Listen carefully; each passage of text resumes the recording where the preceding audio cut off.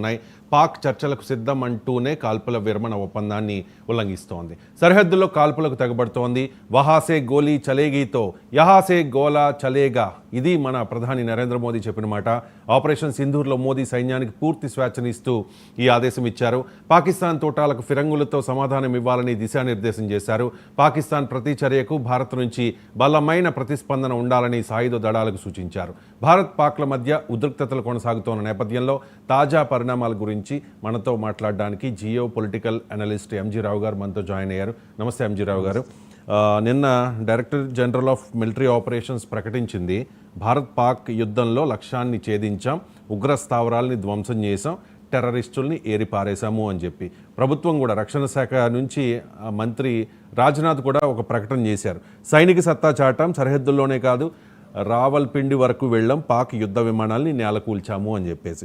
So భారత్దే యుద్ధంలో పై చేయి. కానీ ఒక సంకేతం వెళుతోంది భారత్ నుంచి, మోదీ నుంచి, యుద్ధ విరమణకు అంగీకారం చెప్పవచ్చు అని చెప్పేసి. సో ఇండియా పై చేయి ఉన్నప్పుడు ఇది సరైన నిర్ణయమేనా అనే ప్రశ్న ఇప్పుడు చాలామంది లేవనెత్తుతూ ఉన్నారు. ఏమంటారు ఎంజీ రావు గారు? భారత పాకిస్తాన్ల మధ్య 3 రోజులు కానీ భీకర యుద్ధం జరిగిందండి. ఈ భీకర యుద్ధం ఎంతవరకు వెళ్ళిపోయిందంటే ఒక లెవెల్కి చేరిపోయింది. ఆ లెవెల్ అంటే it reach to a level where there is an inevitable nuclear war అండి. 3 రోజులు యుద్ధం, భీకర యుద్ధం. అంటే నేను చెప్తూ ఉంటానన్నమాట, మోడర్న్ వార్ ఎప్పుడు కూడా చాలా స్విఫ్ట్గా ఉంటుంది, చాలా వేగంగా ఉంటుంది, షార్ట్ టర్మ్ ఉంటుంది, చాలా దీర్ఘకాలికం ఏమి ఉండదు, చాలా షార్ట్ టర్మ్లో కంప్లీట్ అయిపోద్ది. ఇప్పుడు భారత పాకిస్తాన్ల మధ్య యుద్ధం 3 రోజులే, కేవలం 3 రాత్రులే, కానీ అది ఒక లెవెల్కి రీచ్ అయిపోయింది అనమాట. ఒక తారాస్థాయికి, ఒక పరాకాష్ఠ దశకు వచ్చింది. ఇక ఆ దశలో ఉండవలసిన యుద్ధం అణుయుద్ధం మాత్రమే. అణుయుద్ధం అని తెలుస్తుంది. యుఎస్ ఇంటెలిజెన్స్ రిపోర్ట్స్ యుఎస్ ప్రెసిడెంట్కి జేడీ వ్యాన్స్కి రిపోర్ట్స్ ఇచ్చాయంట. ఇండియా 3 రాత్రుల్లోనే పాకిస్తాన్ని సర్వనాశనం చేసిందని తెలుస్తుంది. భారత డీజీఎంఓ నిన్న కూడా తెలుస్తుంది. పాకిస్తాన్ రిపోర్ట్లు కూడా పాకిస్తాన్ కూడా అంగీకరిస్తుంది.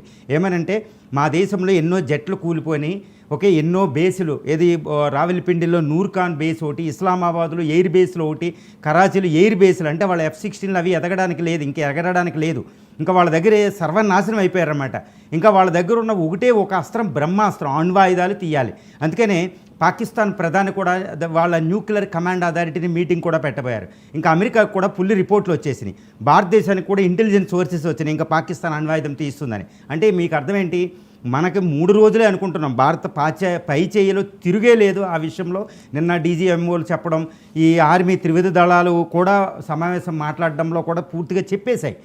కానీ ఇప్పుడు ఈ యుద్ధాన్ని ఆపాలి.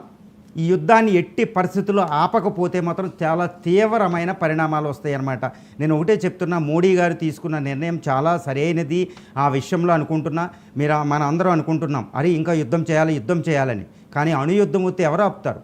అణుబాంబులు ఉన్నాయి. ఆ అణుబాంబులు పని పట్టాలంటే శాంతియుతంగా పట్టాలి, యుద్ధంతో పట్టకూడదు. ప్రపంచం కూడా అదే కోరుకుంటుంది. ఆర్గనైజేషన్ ఆఫ్ ఇస్లామిక్ కంట్రీస్ కూడా నిన్న 57 దేశాల ఇస్లామిక్ కూటమి, పాకిస్తాన్ అందులో సభ్యదేశం, ఇండియా సభ్యదేశం కాదు, ఇస్లామిక్ బ్రదర్హుడ్ ఉంటుంది, వాళ్ళకి సోదరభావం ఉంటుంది అనమాట ఇస్లాం ప్రకారం. అలాంటి ఇస్లామిక్ దేశాలే నిన్న వాళ్ళని తూర్పురబట్టినాయి పాకిస్తాన్. నువ్వేంటి అణుబాంబులు తీస్తున్నావు, నీకు అసలు టెర్రరిస్టులు నడపడం ఏంటి, అసలు విధానం వచ్చా మీకు, భారతదేశానికి మేము సపోర్ట్ అని నిన్న చేసినాయి అంట.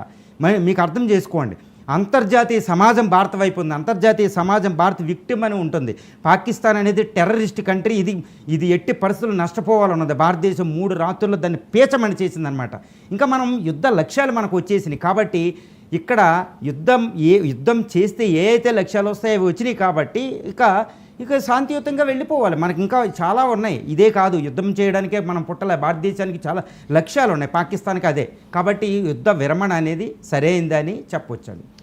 ఇక ప్రతి భారతీయుడు కూడా కోరుకుంటూ ఉన్నాడు, పాకిస్తాన్తో యుద్ధం చేయాలి, పాకిస్తాన్ని మరోసారి ఓడించాలి అని చెప్పేసి.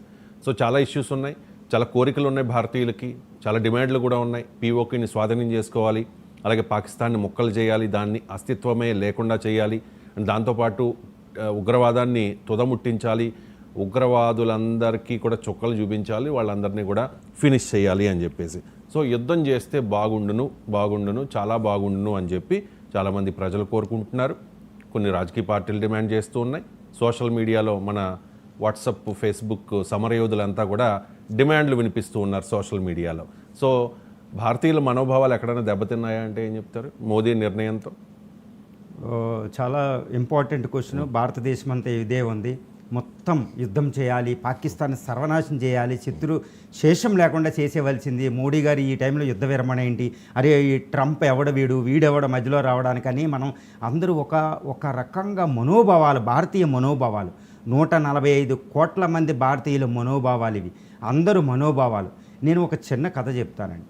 2 ఫ్యామిలీలు ఉన్నాయి, పక్క పక్కన ఇరుగు పొరుగా 2 ఫ్యామిలీలు ఉన్నాయి. ఒక ఫ్యామిలీలో భార్య బిడ్డలతో అంటే 4 పిల్లలతో జీవిస్తూ చక్కగా చదువుకుంటున్నారు. అందరూ ఇంటర్ డిగ్రీల్లో చదువుతున్నారు. చక్కని భవిష్యత్తు ఉంది వాళ్ళకి, అద్భుతమైన సంసారం. వాళ్ళ పొరుగునే ఇంకొక ఫ్యామిలీ నివసిస్తుంది. వీళ్ళ ఫ్యామిలీలో కూడా ఒక 3-4 పిల్లలు ఉన్నారు. ఈ పిల్లలు ఏంటంటే డ్రగ్స్కి అలవాటు పడడం, చెడు అలవాట్లు, వాళ్ళకి చదువు లేకపోవడం, విచ్చలవిడిగా ఉండడం. ఈ ఫ్యామిలీ ఎప్పుడు ఈ పచ్చగా ఉన్న ఫ్యామిలీని చూసి అసూయ చెందుతూ ఉంటుందన్నమాట. ఇప్పుడు ఈ అసూయ చెందే ఫ్యామిలీ ఎప్పుడు వాళ్ళ ఫ్యామిలీ మీద ఏదో గొడవలు పెట్టి పోలీస్ కేసులు అవి పెడుతూ ఉంటారు, గొడవలకు వస్తూ ఉంటారు, రాత్రి పగల ప్రశాంతత ఉండవరు. కానీ వాళ్ళు ఇరుగు పొరుగువారు. కానీ ఈ పచ్చని సంసారంలో ఉన్న తండ్రి వాళ్ళని భయపెడుతూనే చక్కగా నా పిల్లలకి భవిష్యత్తు ఉంది, నా పిల్లలు భవిష్యత్తులో అభివృద్ధి చెందుతారని చక్కగా వాళ్ళని అలాగా పెడుతూ శాంతియుతంగా ముందుకు వెళుతూ ఉంటారు. ఒరే పిల్లలు ఎవరైనా రెచ్చిపోతే ఆగండ్రా చదువుకోండిరా, చదువు మీద దృష్టి పెట్టండి అని. గుర్తుపెట్టుకోండి, 1990లో భారత పాకిస్తాన్లు ఉన్నాయి. 2 అప్పుడే ఆర్థిక సంస్కరణలు ఆల్మోస్ట్ మొదలుపెట్టినాయండి భారత పాకిస్తాన్లో. అప్పుడు తలసరి ఆదాయం సమానంగానే ఉండేది, ఒక రకంగా పాకిస్తాన్కి ఎక్కువ ఉండేది తలసరి ఆదాయం 1990లో. కానీ 1990 తర్వాత 2025 35 సంవత్సరాల పరిస్థితి ఏంటో తెలుసా? పాకిస్తాన్ తలసరి ఆదాయం కంటే మనం ఎంతో దాటేసాం. అభివృద్ధిలో ప్రపంచంలో అత్యధికంగా వేగంగా అభివృద్ధి చెందుతున్న భారతదేశం మనది. Okay, 5th 4th industrial revolution మనం పట్టుకున్నాం. ఏఐ ఉంది, మనం IT capital of the world అయిపోయాం, ఐటీలో సూపర్ పవర్ అయిపోయాం. వాళ్ళు ఇంటర్నేషనల్ టెర్రరిజంలో సూపర్ పవర్ అయిపోయారు ఐటీ. ఇప్పుడు మనం పచ్చని సంసారం, అక్కడ విచ్చలవిడిగా ఉన్న సంసారం. ఇప్పుడు మన సంసారానికి అధ్యక్షుడు మోడీ, ప్రధాని మోడీ. ఓకే, ఆయన్ని ఏం ఆలోచిస్తాడండి? వాళ్ళు విచ్చలవిడిగా మన మీదకు వస్తుంటే వాళ్ళని అట్టే పెట్టి వాళ్ళని భయపెడుతూ ఉండి మన సంసారం పచ్చగా సాగాలి, మన పిల్లలు అభివృద్ధి చెందాలని కోరుకుంటున్నారు. ఇప్పుడు 2025 ఓకే, 4వ అతిపెద్ద ఆర్థిక వ్యవస్థ అయింది. ఒక నెల క్రితమే జపాన్ అధిగమించాం. ఇప్పుడు 2047 నాటికి ఇది ఎక్కడికో వెళ్ళబోతుంది. ప్రపంచంలో అత్యధికంగా ఇది 2వ అతిపెద్ద ఆర్థిక వ్యవస్థ అవ్వబోతుంది. అమెరికానే అధిగమించబోతున్నాం 2047 నాటికి. ఇప్పుడు మోడీ ఎలా నిర్ణయం తీసుకోవాలండి? మన మనోభావాలు ఏంటి? మన మనోభావాలను ఆయన చెప్తున్నాడు. నిన్న మనకు ఒక అబద్ధం చెప్పారు మోడీ, తెలుసా మీకు? ఏమని? పీఓకేని తీసేసుకుంటాను, అదే మా లక్ష్యమని. కానీ ఎప్పుడు అని చెప్పలే.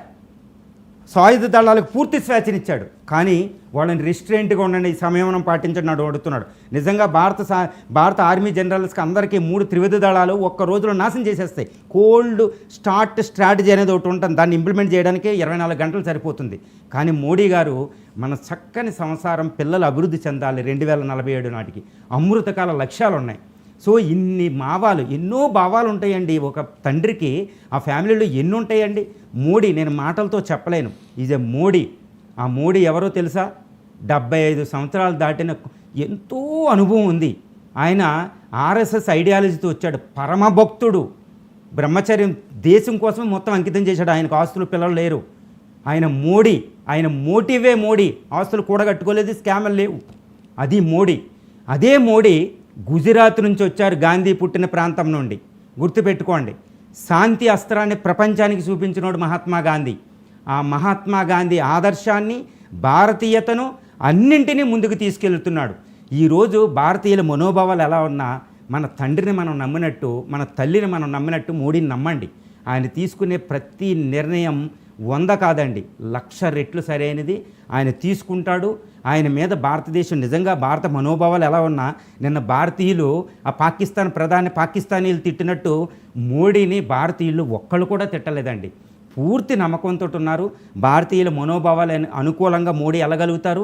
మోడీ తీసుకునే నిర్ణయం సరైనదే. మనం బాలకోట్ స్ట్రైక్స్ జరిగినప్పుడు చూసాం, తర్వాత సర్జికల్ స్ట్రైక్స్ జరిగినప్పుడు కూడా చూసాం. ప్రతిపక్షాల నుంచి కొన్ని విమర్శలు వచ్చాయి, కొన్ని ప్రశ్నలు వచ్చాయి. కానీ ఇప్పుడు ప్రతిపక్షాలన్నీ కూడా సపోర్ట్ చేస్తూ ఉన్నాయి ఈ పెహల్గాం దాడి తర్వాత ఆపరేషన్ సింధూర్కు. కానీ పాలిటిక్స్ స్టార్ట్ అయిపోయినాయి. ఎప్పుడైతే కాల్పుల విరమణకు మోదీ ఓకే చెప్పారో ఒక ఆల్ పార్టీ మీటింగ్ జరగాలని కాంగ్రెస్ డిమాండ్ చేస్తోంది. అలాగే ప్రత్యేక పార్లమెంట్ సమావేశం జరగాలని కూడా డిమాండ్ చేస్తోంది. మళ్ళీ రాజకీయాలు స్టార్ట్ అయిపోయాయి. ప్రతిపక్షాలు చేస్తున్న ఈ డిమాండ్ ప్రస్తుత పరిస్థితుల్లో కరెక్టా కాదా? చాలా సంక్లిష్టమైన ప్రశ్న అండి. నేను ఒకటే చెప్తున్నా, భారతదేశాన్ని పరిపాలించేది వ్యక్తులు కాదు, భారత రాజ్యాంగం. ఆ భారత రాజ్యాంగం అంటే సజీవ రాజ్యాంగం, దానికి ఒక ఆత్మ ఉంటుంది. కానీ అటు పాకిస్తాన్ని పరిపాలించేది రాజ్యాంగం కాదు, వ్యక్తులు. వ్యక్తులు పరిపాలించేది ఎప్పుడూ కూడా కూలిపోతుంది ఆ వ్యవస్థ. మనకి వ్యవస్థకు ఒక సూత్రాలు ఉంటాయి, దాన్ని పరిపాలించేదే భారత రాజ్యాంగం. ఇప్పుడు ప్రతిపక్షాలు డిమాండ్ చేస్తున్నాయి, అంటే వాటి పాత్ర వాటి పోషించాలి. ప్రజాస్వామ్యంలో there is a competitive politics ఉంటాయండి. ప్రజాస్వామ్యంలో ప్రతిపక్ష పాత్ర పోషించవలసిందే. ఓకే, శ్రీకృష్ణుడు భగవద్గీతలో చెప్పినట్టు ఎవరి పాత్ర వాళ్ళు పోషించాలి. ఇది ప్రజాస్వామ్య వ్యవస్థ. ప్రతిపక్షాలు అవి అడగడంలో తప్పులేదు. కానీ అదే సమయంలో భారతదేశాన్ని పరిపాలించే గురుతర బాధ్యత మోడీ గారిది, బీజేపీ ప్రభుత్వం అంటే ఎన్డీఏ ప్రభుత్వాన్ని. ఇండియా గ్రూపు కాంగ్రెస్ నేతృత్వంలో అడుగుతుంది. అది భారత ప్రజాస్వామ్యానికి అనుకూలంగా, భారత రాజ్యాంగ సూత్రాలకు అనుకూలంగా ఈ గురుతర బాధ్యత మోడీ గారికి ఉంటుంది. నేషన్కి, మొత్తం ప్రజాస్వామ్య వ్యవస్థకి, ప్రజాస్వామ్యంలోని అన్ని పక్షాలకి, ప్రజలకి ఆయన బాధ్యత వహించాలి, ఆయన చెప్పాలి. ఇప్పుడు వీళ్ళు ఏమడుగుతున్నారు, కాంగ్రెస్ అడిగేది ఏంటంటే 1994 మీరు ప్రత్యేక పార్లమెంటు సమావేశం పెట్టండి, ఈ భారత పాక్ యుద్ధం మీద చర్చించాలి అంటుంది. ఎస్ అండి, రాజ్యాంగపరంగా ప్రభుత్వాన్ని డిమాండ్ చేసే అధికారం ప్రతిపక్షానికి ఉంటుంది. ప్రతిపక్షం చెప్పినట్టు ప్రభుత్వం చేస్తుందా లేదా చూడాలి. ప్రభుత్వం చేయవలసిన గురుతర బాధ్యత ఉంది. ఎందుకంటే భారత పాక్లు యుద్ధం దాకా ఎందుకు వెళ్ళాలి అనే ప్రశ్నని ఎవరైనా సంధిస్తే దానికి సమాధానం చెప్పవలసిన బాధ్యత ప్రభుత్వానికి. రెండోది ఏమడుగుతున్నాయంటే ఆల్ పార్టీ మీటింగ్ పెట్టాలి, దానికి ప్రధాని అధ్యక్షత వహించాలంటున్నారు. ఇప్పటివరకు ఆల్ పార్టీ మీటింగులకి ప్రతిపక్షాలన్నీ రమ్మంటే వెళ్ళిపోని. ఎందుకంటే భారత విదేశాంగ విధానానికి సంబంధించి ఏదైనా యుద్ధ వాతావరణం వచ్చినప్పుడు ఒక సాంప్రదాయం ఉంది 75 సంవత్సరాలుగా. అదేంటి, ప్రతిపక్షాలు ప్రభుత్వం సహకరించుకోవాలి, ఎట్టి పరిస్థితుల్లో సహకరించాలి. మీకు ఒక ఉదాహరణ చెప్తాను. 1971 యుద్ధం జరిగేటప్పుడు వాజ్పేయి గారు ఉంటే, జనతా పార్టీ ఉంటే, ఇందిరాగాంధీ పిలిస్తే వాజ్పేయి గారు వెళతారు. ఇందిరాగాంధీ ఇదే వాజ్పేయిని ఐక్యరాజ్య సమితికి పంపుతుందండి. నువ్వు జనతా పార్టీ అయినా కాలేదు, భారతదేశం ప్రమాదంలో ఉంది, నువ్వు వెళ్ళమంటే వాజ్పేయి గారు వెళ్ళి అద్భుతంగా ప్రసంగిస్తారు. అంతటి బంధం ఉంటుంది. అంటే మీకు ఒకటే చెప్తున్నా, 1965 యుద్ధం అంటే 1947 ఏ యుద్ధం చూసినా యుద్ధం సమయంలో ప్రతిపక్షాలు, పార్టీలు, రాజకీయాలు చెయ్యవు. ఈ విషయంలో మనం ఓవైసీ గారి నుంచి 16 పార్టీలు, రాహుల్ గాంధీకి అందరికీ నమస్తే చెప్పాలి.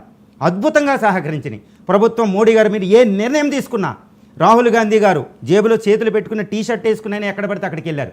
కానీ all party meeting defence minister అధ్యక్షత జరిగినాయి, కానీ వాళ్ళు అబ్జెక్ట్ చేయలేదు, వెళ్ళారు వచ్చారు. కానీ ఇప్పుడు ప్రైమ్ మినిస్టర్ అధ్యక్షతను జరగాలంటున్నారు. తప్పేం లేదు. Prime minister all party meeting అంటే అన్ని పార్టీలకి ఒక పార్టీ అధినేతగా ఆయన వెళ్ళాలి, అది కూడా అడుగుతున్నారు. అక్కడ గురుతర బాధ్యత.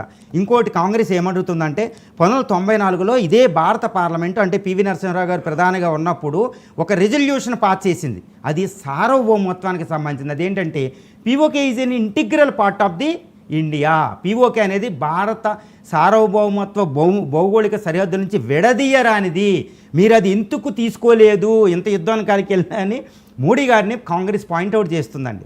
మోడీ గారు కూడా నేను రెస్పాండ్ అవ్వరు, పీఓకే తీసుకున్నంతవరకు ఈ యుద్ధం ఆగదు అని చెప్తూనే ఉన్నారు. అందువల్ల ఏంటంటే ఇది కాంపిటేటివ్ పాలిటిక్స్. భారత రాజ్యాంగం అల్టిమేట్గా ద సుప్రీం పవర్ ఇక్కడ ఉండేది రాజ్యాంగానికి. ఈ రాజ్యాంగానికి మోడీ అయినా రాహుల్ అయినా అన్ని పార్టీలు నిబద్ధత ఉండాలి.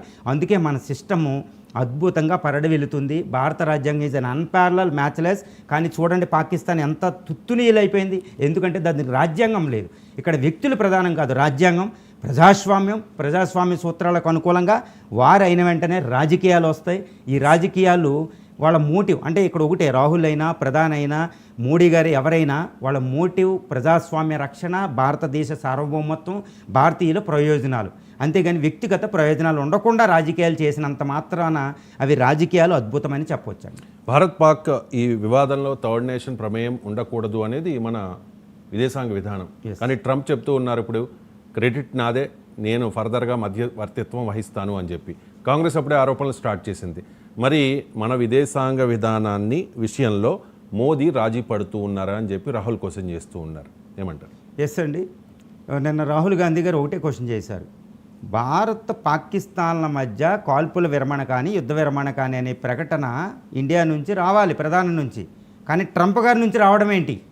అంటే భారత విదేశాంగ విధానంలో ఒక సూత్రం ఉంది. అంటే భారత పాకిస్తాన్ల మధ్య ఏ సమస్య ఉన్నా ఇది ద్వైపాక్షికంగా పరిష్కరించుకోవాలి అకార్డింగ్ టు సిమ్లా అగ్రిమెంట్ 1972.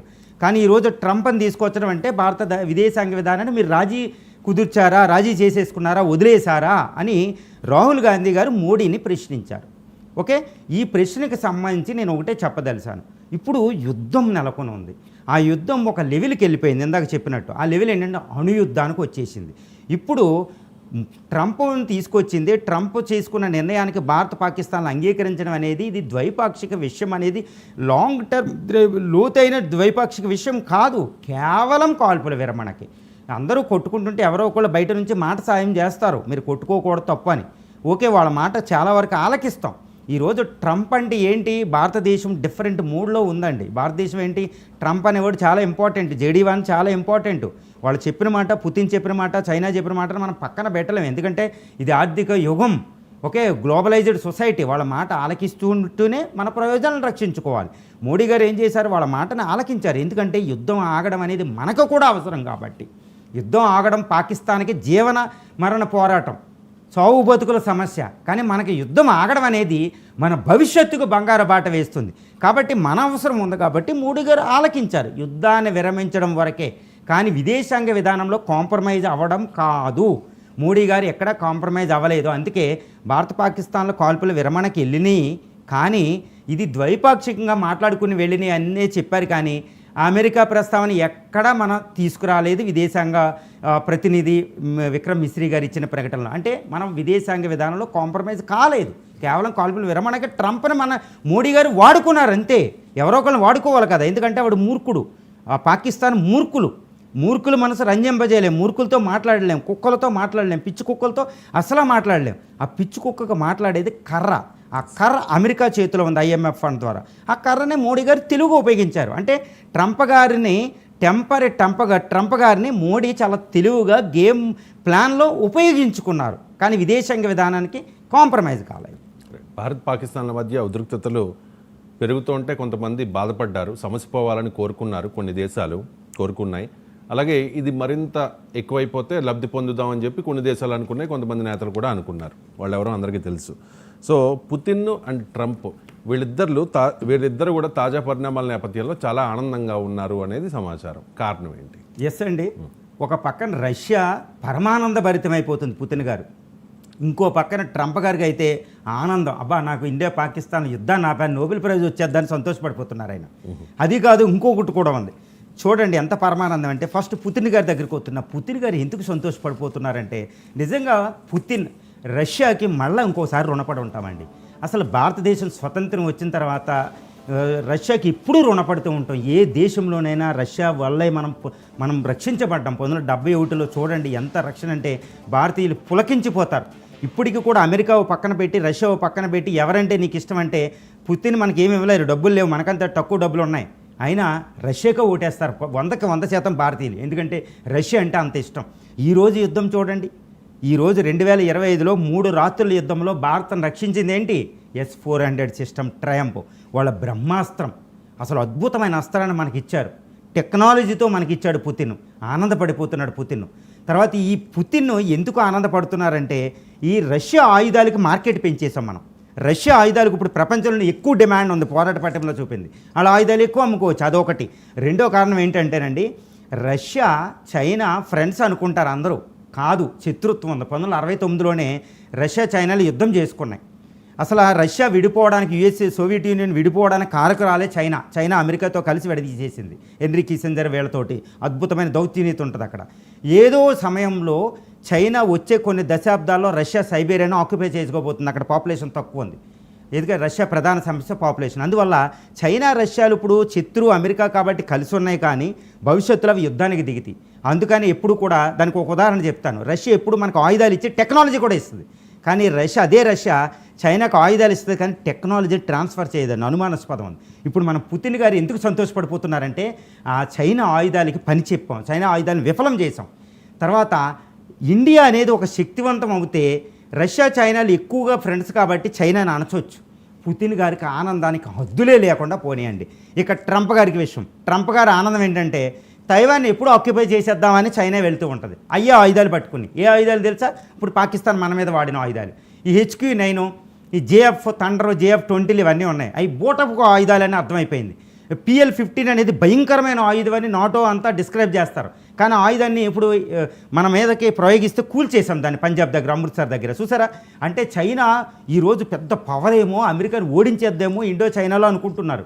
కానీ ఆ ఆయుధాలు బోటపు ఆయుధాలు ఇండియా ప్రూవ్ చేసింది 3 రోజుల వారిలో. ఇంకా ట్రంప్ గారికి ఆనందమే ఆనందం అండి. మీకు అర్థమైందా? తర్వాత ఇండియా చైనా ఆయుధం మేము ఆపామనేది ఆయనకి ఇచ్చేసాం. ఈ తుంటరి ట్రంప్ గారికి ఆనందానికి వద్దులేవు. ఈ విధంగా మోడీ గారు ట్రంప్ని సంతోషపరిచారు, పుతిన్ని సంతోషపరిచారు. వాళ్ళిద్దరు సంతోషం మన ఆర్థిక ప్రయోజనం కింద కన్వర్ట్ చేయబోతుంది ఇండియా. ఇది ఒక అద్భుతం అని చెప్పుకోవచ్చు. కాల్పుల విరమణకు ఇరు దేశాలు ఓకే చెప్పాయి. యుద్ధ విరమణ కూడా ఉండొచ్చు, అదే సంకేతం అయితే వస్తోంది. అయితే పాకిస్తాన్ ఆల్రెడీ అనౌన్స్ చేసేసుకుంది. షహబాజ్ షరీఫ్ పాకిస్తాన్ ప్రధాని ఓపెన్గా చెప్పేశారు, మేము గెలిచాం, ఇది పాకిస్తానీల విజయం, ట్రంప్కి థ్యాంక్స్, మునీర్కి థ్యాంక్స్, టర్కీకి చైనాకి కూడా థ్యాంక్స్, ఎందుకంటే మాకు ఆయుధాలు ఇచ్చింది కదా అని చెప్పి ఆయన ప్రస్తావించారు. నిన్నైతే మీరు చూసే ఉంటారు, టెర్రరిస్టులంతా కూడా రోడ్డు మీదకి వచ్చి వెపన్స్తో సెలబ్రేట్ చేసుకున్నారు. వారిలో సైనికులు కూడా కొంతమంది ఉన్నారు. ఎందుకు పాకిస్తాన్ ఎందుకు ఇలా బిహేవ్ చేస్తోంది? దీనిలో వాస్తవం ఎంత? ఇటువంటి సమయంలో భారత్ ఏ రకంగా వ్యవహరించాలి అంటే ఏం చెప్తారు? ఒకటండి, అసలు ఇండియా పాకిస్తాన్ కాల్పులు విరమణ అయిన తర్వాత షహబాజ్ చూస్తే నాదే విజయం అంటాడు, ఆర్మీ చూస్తే నాదే విజయం అంటది. ఇక టెర్రరిస్టులు అయితే రాకెట్ లాంచర్లు, మిషన్ గన్లు, AK-47 పట్టుకుని, AK-57-6లు పట్టుకుని, రాకెట్ లాంచర్లు కూడా భుజాల మీద పట్టుకుని ఊరేగుతున్నారు. మందే మందే, ఇంకా ఇండియాకి ఇంకా భారతం ఉందని. పీపుల్ కొంతమంది సెలబ్రేట్ చేసుకుంటారు దీపావళిలాగా మందుగుండు సామాన్లు ఉపయోగించి. ఈ వాతావరణం చూస్తే సోషల్ మీడియాలో ఇది నిజమేమో అని అనుకుంటారు. కానీ ఏంటంటే ఇలా ఆనందపడేది పాకిస్తాన్లో ఎంతమంది అండి? సింధు నది జలాలు మనం తీసేసుకున్నాం. 20 కోట్ల మంది పాకిస్తానీ ప్రజల్లో 16.5 కోట్ల మంది వ్యవసాయదారులకి వాటర్ లేదు, 16 మంది వ్యవసాయదారులకి జల విద్యుత్ శక్తి లేదు. రేపు కూడు ఉంటుందో లేదో తెలియదు. ఈ వేసవికాలంలో మండిపోతున్నారు వాళ్ళు. 16 కోట్ల మంది రైతులు ఏడుస్తున్నారు, సింధు జలాలు ఇస్తే బాగుండి భారత్ను అడుక్కోంటారా అని. ఒక 10 మంది టెర్రరిస్టులు, 100 మంది టెర్రరిస్టులు, 1000 మంది సైనికులు, ఒక పొలిటికల్ పార్టీస్లో ఉండే వాళ్ళ ఇది ఇప్పుడు షహబాజ్ గారి పార్టీ PMLలో, పాకిస్తాన్ ముస్లిం లీగ్ పార్టీ, ఈ పార్టీ నేతలు వెళ్ళి ఊరేగితే ఇదే పాకిస్తాన్ అభిప్రాయం అని మనం అనుకోకూడదు. పాకిస్తాన్లో ఏదో 1% పిచ్చి వాళ్ళకి ఏమీ కాదు. వాళ్ళకి భయం భక్తులు ఏమీ ఉండవండి. వాళ్ళకి ఇస్లాం అనే భక్తి కూడా ఉండదు. వాళ్ళకి సావడమా బతకడమా భయం లేని ఒక పిచ్చోళ్ళు. డ్రగ్స్ వేసుకుంటే భయం లేకుండా ఎలా ఉంటారో అలా ఉంటారండి వాళ్ళు. ఎర్రగడ్డ పిచ్చి ఆసుపత్రిలో జాయిన్ చేసిన పిచ్చి కూడా తగ్గించలేరనమాట వాళ్ళు. ఆ పిచ్చోళ్ళు ఒక 1% పాకిస్తానీలు చేశారని మనం ఏం పట్టించుకోకలేదు, దాన్ని వదిలేయండి. మనం వాళ్ళు ఏదో రెచ్చగొట్టే రకం, మనం ఏం రెచ్చిపోకూడదు, ఆవేశం కాదు, ఆలోచనతో వెళ్ళాలి. అక్కడ పాకిస్తానీలు అందరూ ఏడుస్తున్నారు 90%, వాళ్ళకి వాటర్ అడుగుతున్నారు. అది చాలా ఇబ్బందికరం. సో అదంతా మనం పట్టించుకోవాల్సిన అవసరం మనకు లేదండి. మరికొద్ది గంటల్లో కీలకమైన చర్చలు జరగబోతూ ఉన్నాయి. సో ఏ అంశాలు ప్రస్తావనకు వచ్చే అవకాశం ఉంది? పాకిస్తాన్ ఏం డిమాండ్ చేస్తుంది? నాకు తెలిసి సింధు జలాలని మళ్ళీ మాకు ఇవ్వాలి, మీ గగనతలం ఓపెన్ చేయాలి, ఇంకా రకరకాల డిమాండ్స్ పెట్టే అవకాశం ఉంటుంది. అండ్ భారత్ కూడా చాలా డిమాండ్స్ పెట్టే అవకాశం కూడా ఉంది. ఏ అంశాలు ప్రస్తావనకు వస్తాయంటారు? ఇదండి DGMO, director general of military operations of both countries. ఒక పాకిస్తాన్ తరపున వాళ్ళ DGMO వస్తారు, ఇండియా తరపున మన DGMO వెళ్తారు. వీళ్ళిద్దరూ కూడా ఒక చోట కూర్చుని ఏం చర్చించుకోరు. నిన్న నేను అన్నట్టు వీళ్ళు హాట్ లైన్లో చర్చించుకుంటారన్నమాట. హాట్ లైన్ అనేది ఈ 2 దేశాల మధ్య కలయిక, మధ్యలో ఇంకెవరు ఉండరు. హాట్ లైన్ అనేది చాలా శత్రు దేశాల మధ్య ఉంటూ ఉంటాయి. రష్యా, అమెరికాల మధ్య కూడా హాట్ లైన్ ఉంటుంది. ఈ హాట్ లైన్లో వాళ్ళు చర్చించుకుంటారు. ఈరోజు చర్చలకి ప్రపంచమే ఎదురు చూస్తుంది, భారతీయులు కాదు, పాకిస్తానీలు కాదు. ఏంటంటే ఈ చర్చల్లో ఏంటంటే నిన్న భారత క్యాబినెట్ కమిటీ ఆన్ సెక్యూరిటీ ప్రధానమంత్రి గారు ఈ సెక్యూరిటీ అజిత్ దోవల్ వీళ్ళందరితో సమావేశమై చర్చించేసి ఈ విషయాలు మేము చర్చిస్తామని చెప్పేశారు. అదేంటంటే సింధు జలాల వివాదాన్ని మేము చెప్పాము, మేము మాటలు ఉండవు, మాకు ఎయిర్ స్పేస్ ఓపెన్ చేయడం మాటలు ఉండవు, వేసాలు ఉండదు, ట్రేడ్ ఉండదు, మిగిలిన మాట్లాడుకోండి అని చెప్పేశారు. మేము ఏం మాట్లాడతాం? పాకిస్తాన్ ఇండియా చెప్పేసింది, నెత్తి మీద పడేసింది. కాల్పులు విరమణ ఎలా ఉండాలి, ఈ కాల్పుల విరమణ తర్వాత సీజ్ ఫైర్ ఎలా ఉండాలి, దానికి నిబంధనలు, స్టాండర్డ్ ఆఫ్ ప్రొసీజర్ SOPలు అనేవి చర్చించుకుంటారు. ఇంకా సైనికులు ఎంత దూరం ఉండాలి, నిస్సైనికీకరణ జరగాలి, LOC వెంబడే ఉపసంహరించుకుంటాం, ఇలాంటి విషయాల మీద మాత్రమే చర్చ ఉంటుంది, వేరే విషయాలు ఉండవు అని ఇండియా అద్భుతంగా మంచి పై స్థాయిలో ఉంది కాబట్టి చెప్పేసింది. సింధు జలాల వివాదం అసలు ఆ సమస్య మాకు చర్చించమని చెప్పేసింది. ఆయన DGMOs ఈరోజు చర్చిస్తారు. ఏం చర్చిస్తారనేది ఈవినింగ్కి తెలుస్తుంది. కానీ నాకు తెలిసినంతవరకు దీని ఫలితాలు కూడా మనం చెప్పుకోవచ్చు. ఫలితాలు ఎలా ఉంటాయంటే వాళ్ళు కాల్పుల విరమణని పొడిగిస్తారు. సీజ్ ఫైర్ కోసం ఎక్కువగా చర్చించి ఇంకా పోస్ట్ పోన్ అవుతుంది. ఇంకా ఫర్దర్గా ఇంకా సిరీస్ ఆఫ్ ది డిస్కషన్స్ కొనసాగుతాయండి.